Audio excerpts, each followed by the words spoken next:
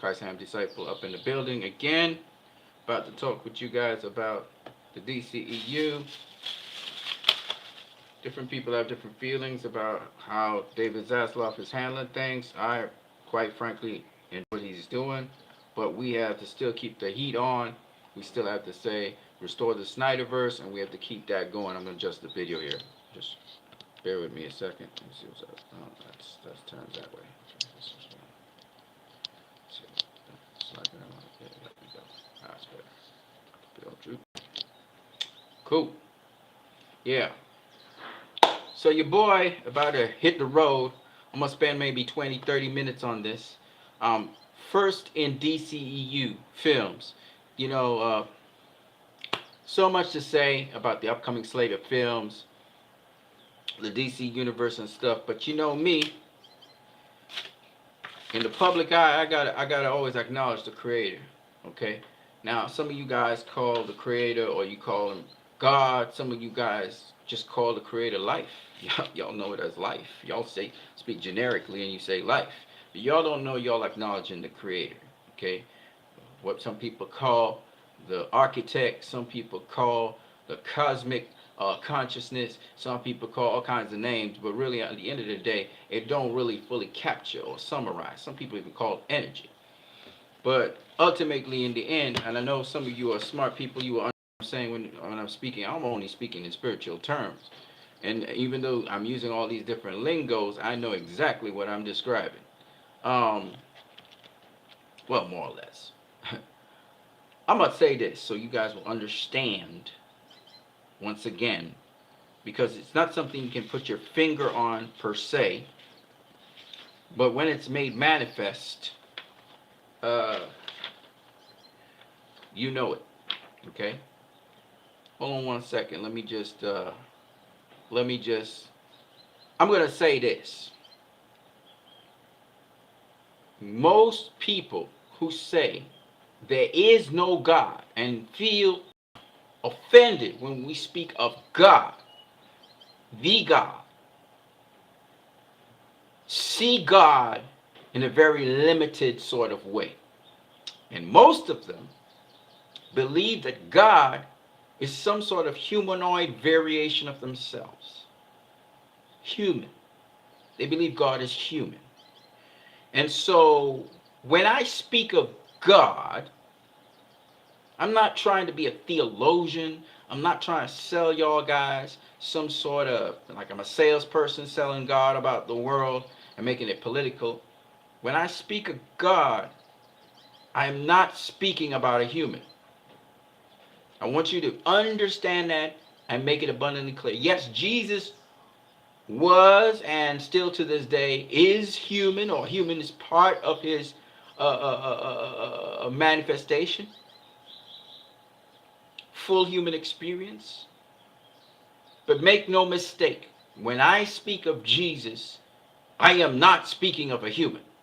I want to make it abundantly clear. I don't care what persuasion you come from, whether you are a religious person or you are a secular person. I couldn't care less. Okay? When I speak of Jesus the Messiah, and then Jesus the God, I am not speaking of a human being. Let me make that abundantly clear. Okay? Jesus is and was a human. He took on human flesh, and he also had a human mind, just like you and I. But let's make this clear so everybody understands. Jesus Christ is God, and God is spirit. And spirit is not something visible, but when made manifest, is visible. That is a very important point I'm making here that you cannot overlook and you must never overlook. Now, when I say spirit, the Bible's very clear on it. The fruits of the Spirit, the works of the Spirit, fruit means works, of the Spirit is love, joy, peace, patience, generosity, self-control, or temperance. They're basically values, ladies and gentlemen.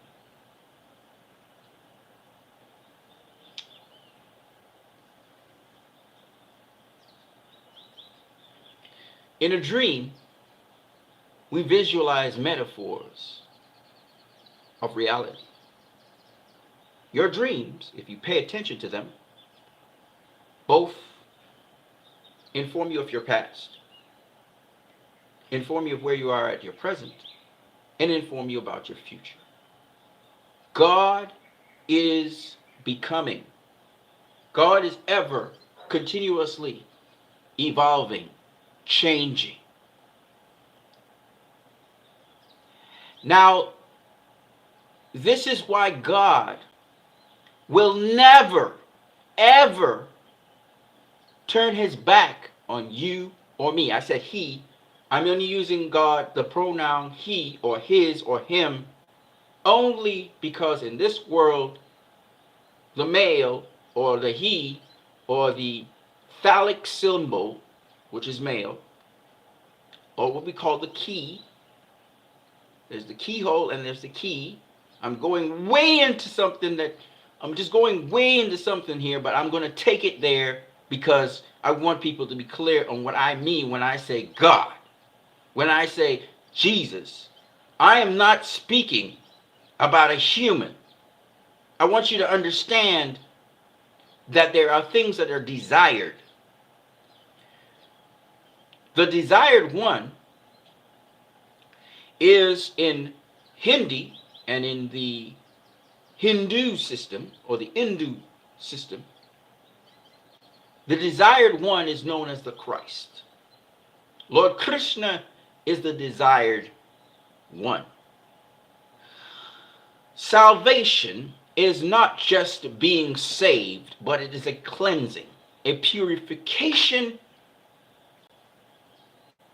a transformation. It is becoming.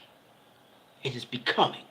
I want you to understand what I'm saying, because what I'm about to say about Zack Snyder's films lines up with what I'm saying here and helps you to understand where you're at, where you've been, and where you're going, and be at peace with that. Okay? So, I'm about to say something that has been said before, but I'm about to fill in little pieces about it that in time, some of you will reject at present, but in time, you will come to understand and accept. Because just like with me, when certain people were speaking about Buddhists and they were speaking about all these different religions and all these different cultures and stuff, in the beginning, I rejected it because I was not ready to accept and understand what this person was saying. But in time, I came to understand and accept it. Let me be as clear as I can about my belief system, so you will understand that my belief system is unwavering, and what I am saying to you is an understanding to help you relate to others in a manner that we would casually converse with. So I can go into extremely technical and theological and all of these things. I can go really deep into those things, but it would make no sense. Because it doesn't, it can be relayed in very simple ways. So, getting back to what I'm saying, God, Jesus, Spirit. Spirit has been a subject and a topic of which me as a Christian walking and being born again, when I was born again, Spirit became something that I was obsessed with. I've always understood values are the thing that drives everything. It is values. And the question is, do you receive these values and let them free flow into you and out of you? You know, there's a little child song, Into My Heart, Into My Heart. It's a Lutheran song. Lord Jesus, come in today. Come in all way. Come into my heart, Lord Jesus. People personalize that and they humanize it. They personify it as Jesus being a human being coming into your heart. A little Jesus is inside of your heart. You know what I'm saying? um, but that's not what it's really saying. When God breathed the breath of life into us, as he does every day, but particularly the first of us, or at least presumably the first of us, I'll leave it at that. The one from the earth called Adam. He sculpted the ground, he molded it, and he breathed life into it. Mother Earth became a living soul, and he was known as Adam. He was a man. Take it as you may. Female, male energies. We need to understand these things. Or not. It doesn't matter. But you will know it anyway. So, out of Mother Earth came a son. It was the earth and God that formed Adam. Male and female energies. Yin and yang. Blah, blah, blah. And you guys will say, oh, you're going into the new age stuff. Well, you can listen to me or you can sign out. You don't have to listen to me. The choice is yours. But I'm going to continue what I'm saying because what I'm saying, excuse the metaphors for a minute, will make sense as we go along. And I'm taking my time. It's a slow burn. But I'm going to take 30 minutes. And we're 12 minutes in. So, what I'm speaking to you about, and why I'm speaking to you about God, and why I'm speaking to you about Adam, and why I'm speaking to you about male and female energies is because if you look at nature, animals are actually, and plants, and nature of itself gives wisdom for which we, because we've been isolated and we have isolated ourselves from nature and we have removed ourselves and put ourselves into a bubble of civilization where we mainly interact and interface with humans like ourselves.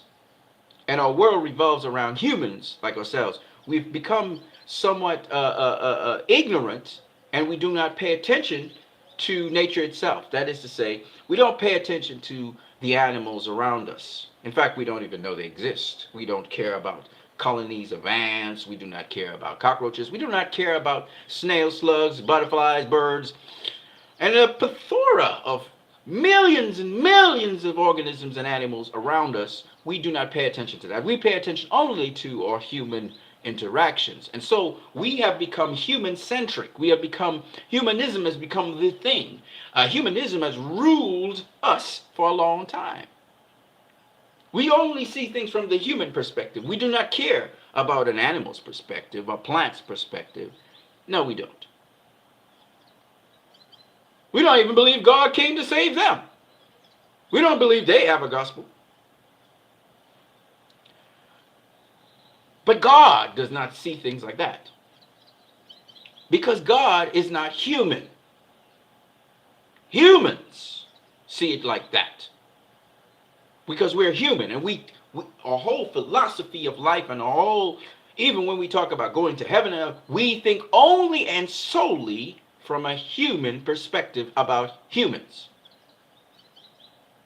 I want you to understand what I'm saying because I want to be as clear as I can about what I'm about to say.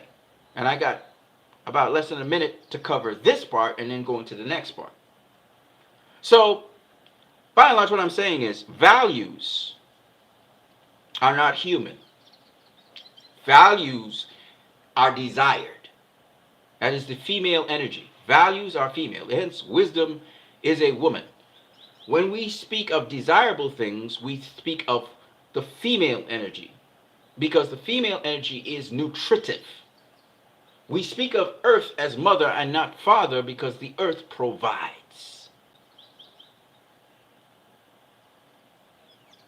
So, from this, now we speak on God. As my good friends will say in the Hebrew, God is our provider. That is to say, God is our mother. That is the female energy. However, God is our protector. He is our shield. He is our father. The male energy. I say he, but it's not he. God is not a he or she. God is not an it. God is attributes, qualities. This is what defines God, his character. We say he in respect of his authority, his power, male energy. But we can easily call him she. We can easily call God she as a provider, nutritive, cultivator, shaper. Ultimately, God is values. And these values have power. The fruit of the Spirit. Alright, so what did Zack Snyder bring to the DCEU that I believe no other director has in comic book movies? Zack Snyder began identifying invisible things in these movies. Joseph Campbell. And Zack Snyder came from a Greek perspective, so he said all the gods and all the demons are inside of you. He used small God to show God, breadwinner, bread provider, providence. So all of the tools, all of the energies, all of the values must be internalized before they can be brought out. As we say, you must inhale spirit or inhale the breath to be able to exhale or manifest this thing. We will never be God because God is not human. Let me say it again because I think I have to stress this over and over again. This is what the ancient Jews understood. God is not human.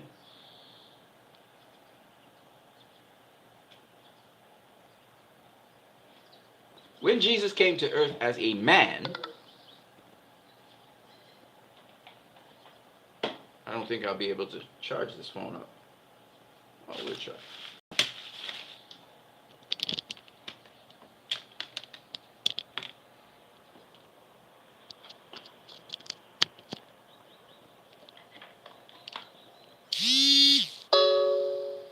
Okay. Okay. Okay.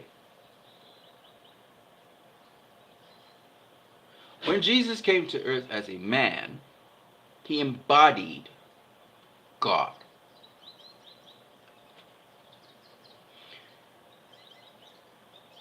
When Jesus went to speak to his Father, he went into a wilderness. A wilderness is a place where there are no or very few people, humans. Doesn't necessarily mean there's not other living things in nature there. There's just not people, not a lot of people.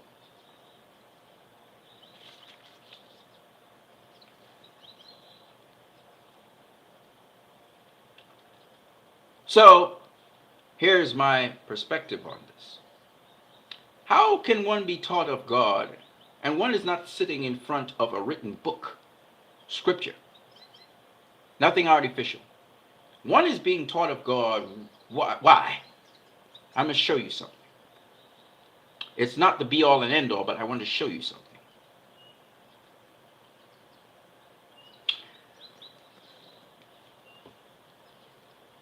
To be able to communicate properly, you have to get to know something, right? You have to get to know something. And the only way you're going to get to know something is if you spend time in the environment, learning and watching and observing it.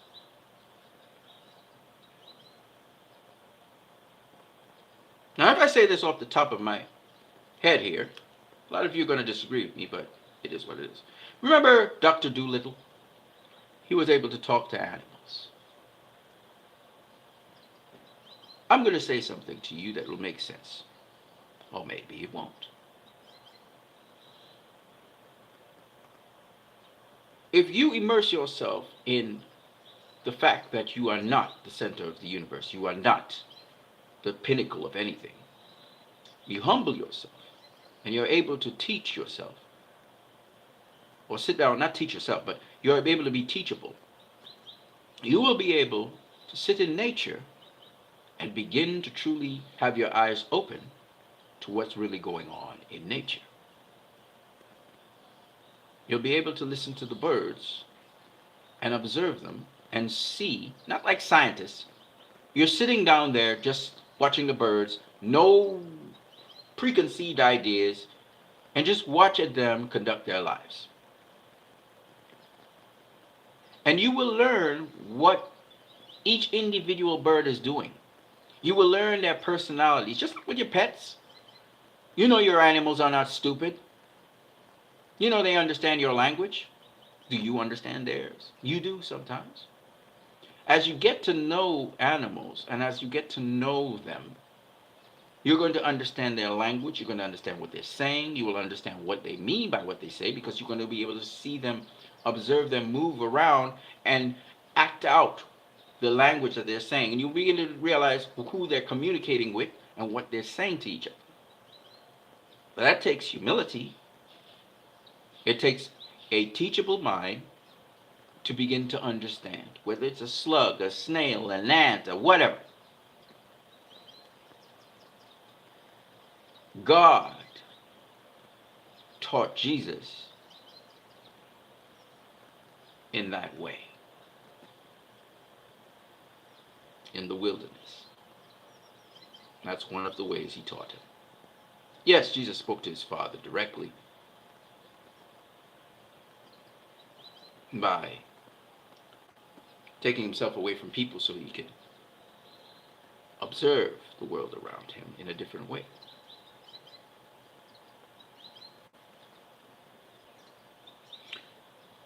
No atheist will disagree with me on that. You have to open your eyes to see the world as it is, and then you see it's run in a certain order.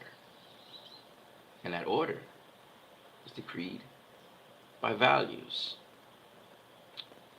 By values.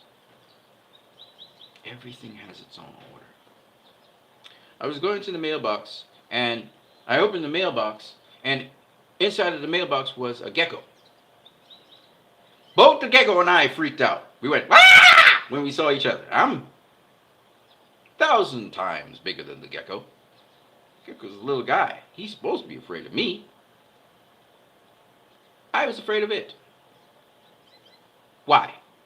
Inherent reflex, you call it. Right? Fight or flight. All of us have it. Instinctual, they say.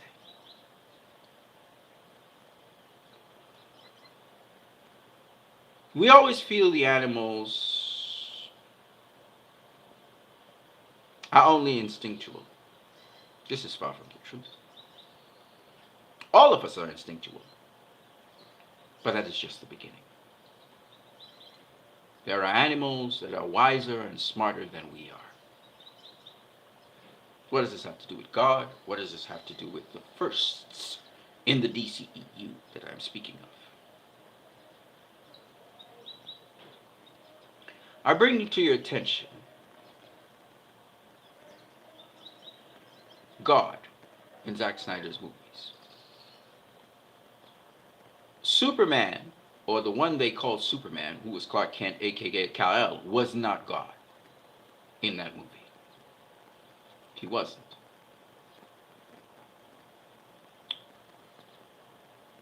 At the end of the movie, there was a Joseph Campbell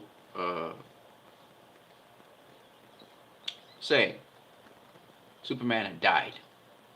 And it was said in the center of Metropolis, where the Ground Zero event, They put up a monument and it said, if you see this monument, look around you. And if you look around you, ladies and gentlemen, if you zip this, turn the activity and thoughts that are going on in your head off, and you observe the world around you, not just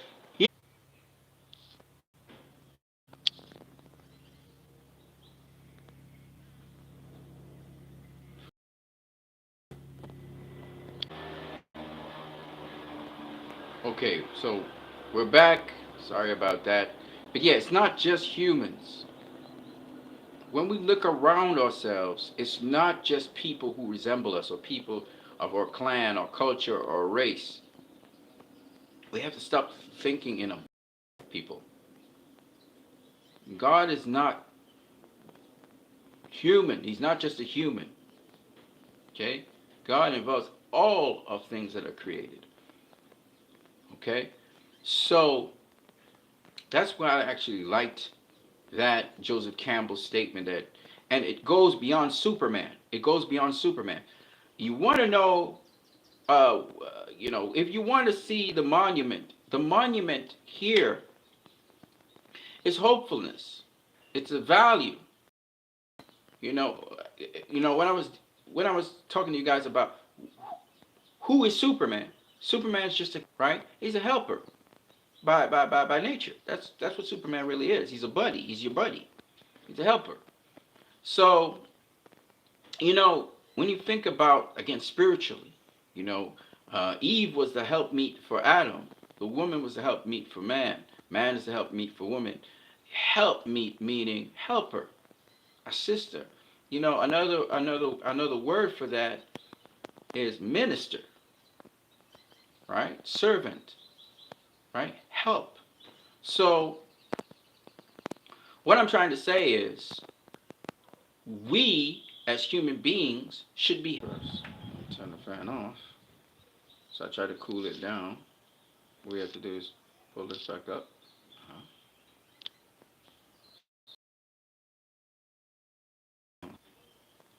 Okay, now the processor is going to be working at a certain speed. All right, so we're 26 minutes in. Sorry about that, guys. So yes, we're talking about helping basically all sentient life where we can. All right. Um, so it's values. This is what God is defined by. This is what God is. God is values. Okay? Spiritual things are really values. And they may manifest in different ways. Okay? This is why we don't know any man after the flesh anymore. And we don't know Jesus Christ after the flesh. We now know him after the spirit. That's why Jesus Christ doesn't need to be in a physical form present with us. He can manifest himself in a physical form as he did with Paul and he did with Peter, and manifest himself among us, but it's not necessary. Jesus just simply means God saves, right? This is why Superman didn't need to be present for Batman to hope. Superman is the embodiment of hope, right? So from the house of El. So that's what I wanted to leave you guys with. Of course, El is another name for God, the house of God. And David talked about being in the house of God, etc., etc. But I wanted to just make sure I got this right. So what Zack Snyder did movies with the Joseph Campbell comment necessarily that he's for or against God. He's not trying to take a side. He's very neutral actually in his um, presentation of these mythical heroes. But from that can come a conversation. And I'm telling you, it's the first time we've seen with Wonder Woman, where Wonder Woman was speaking about love is the only thing that can save the world. She can't save the world. Beautiful. It was a beautiful. Let me just say, it was a beautiful presentation by Patty Jenkins because she said a truth that is what God is. God is love. God is hope. God. Okay, it's giving you a hard time here. No problem.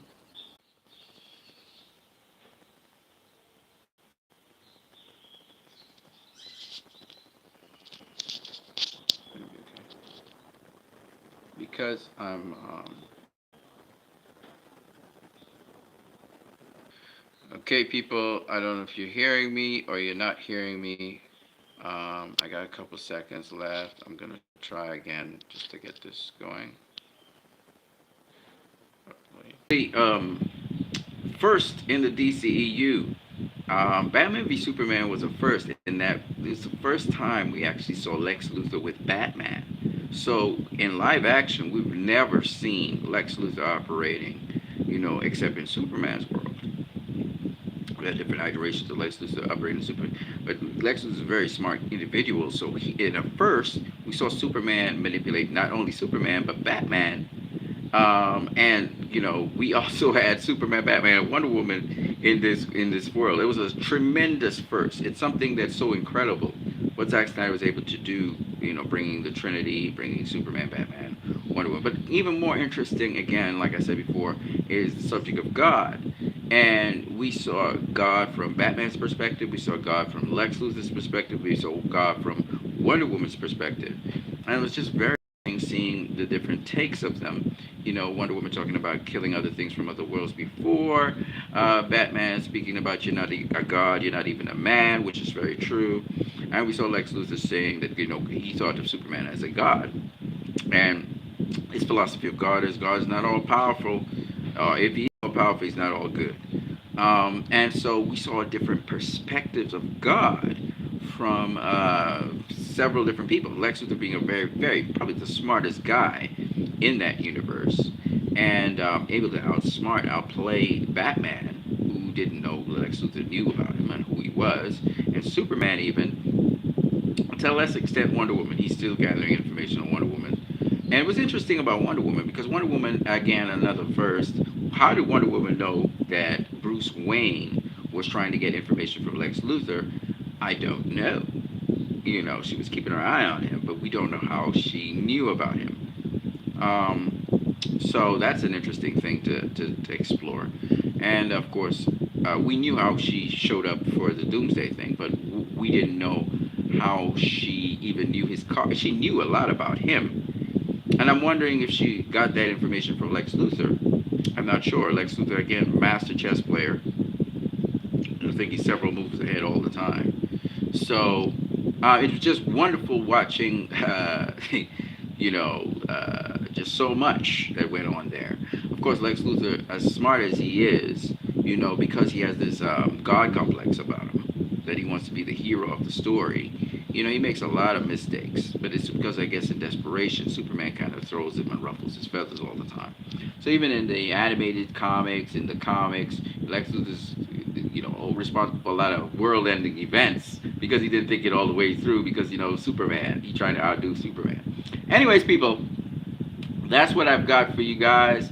It's now 30 minutes. I told you I was going to do a 30-minute video. I wrap it up right here. I hope you guys are very clear on, my understanding of God, and also my understanding of how Zack Snyder was able to particularly show these godlike values that we all desire in his movies. And this is the thing I think that is particularly in the Superman so far arc, we are able to see what God really is. It's the values, and also to be able to see beyond ourselves, and that we're not the center of the universe. Humanity and humans are not the center of the universe. So I just want to leave that with you guys. I'm gonna catch you guys later. I am Christ, I am disciple. I hope you guys enjoyed this video, and God be with you through your day.